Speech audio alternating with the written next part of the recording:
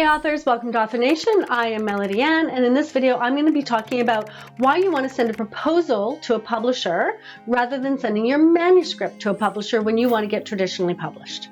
Sometimes I get calls from authors who are looking to get traditionally published and they have this ready manuscript for a publisher, and I suggest they find the right publisher, a publisher who works in their niche, and then figure out what the publisher needs in a proposal and then send the proposal to them, followed of course by a query letter. And then the author sometimes says, but why? I have the manuscript ready. All I need is a publisher. Why can't I just send the manuscript? Good question. Let me explain it for you. Let's put ourselves in the shoes of an acquisition editor. So an acquisition editor is the person who gets all of the query letters, proposals, manuscripts, and they have to sort through them all and figure out which ones to send on to the team and which ones to reject. Right, this is us. A query letter is 1 page.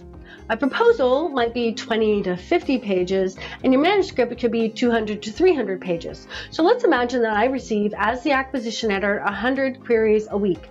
If I received 100 manuscripts a week, do you think I'm going to be reading them? No. So as an acquisitions editor, I want a 1-pager, a query letter. That's all I want. Even if I only received 10 a week. So let's just say I received 10 query letters a week. I still just want that 1-pager, that 1 page that gives me like that really tight summary of what this is all about. And then from there, I'll be like, okay, I've got these 10 query letters. Do I want to read 10 proposals? Probably not. Which one out of these query letters is really well written, represents the author well, someone who I think I want to work with, and has a book idea that fits in with our catalog? And then I look at these 10 query letters and I'm like, these three seem to fit. I'll respond to those 3. The rest get rejection forum letters. I'll respond to those 3. I'll say, please send me a proposal. Now the proposal comes and I'll read this 20 to 30 to 40 to 50 page proposal. And then from there, I'll decide, do I want to send this on to the team? So the acquisition editor doesn't make the final decision.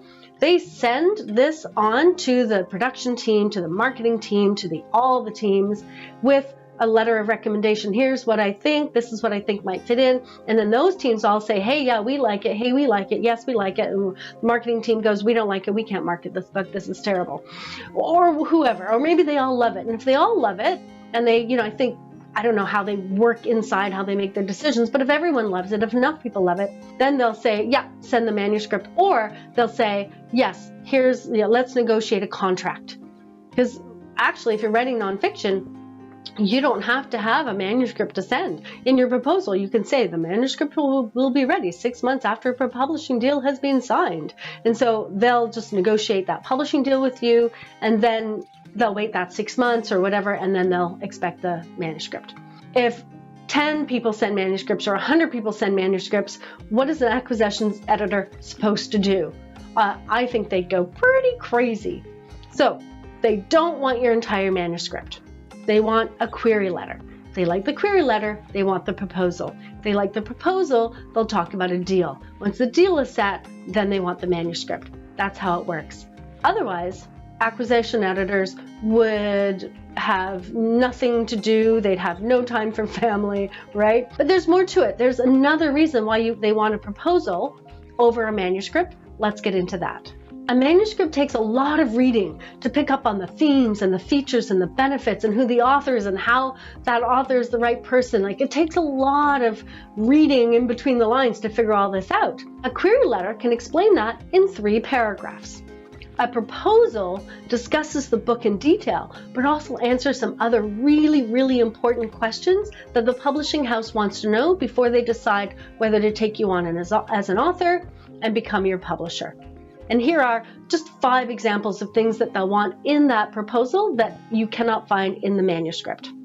1, who is this person and why are they the right person to write the book? Why should we, the publishing house, invest in this author? Number 2, why is this book important? And why is it important now? Why is it the right time to publish this book? Number 3, who is the audience for this book? Who's going to read this book? And why are they going to read this book? Why is it important to them? Why are they going to spend their time and money buying this book and sitting down for 5 or 6 hours and reading it? And how will this book change their lives? Number 4, what is the market like for this book? What is the genre? What other books are in the market that are similar to this book? And how does this book fit into it? And how is this book different from the other books? Because if it's not different, why would we invest in it? And finally, number 5, does this author have a following? Has this author done any kind of pre-marketing? Are they out there? Are they already an expert? Are they able to write articles? Can they do public speaking? Do they have, can they do workshops? Do they have a social media following? Are they active on social media? Publishing is a partnership these days. It's not about sending in your manuscript and then they do all the work and they say, okay, you're going to be on this TV show and this day we'll fly you out there. It's not like that anymore. Publishing houses these days want authors who are ready to be partners in promotion and have their own promotion, right? You're expected to be able to sell some books just like they're expected to do things for you.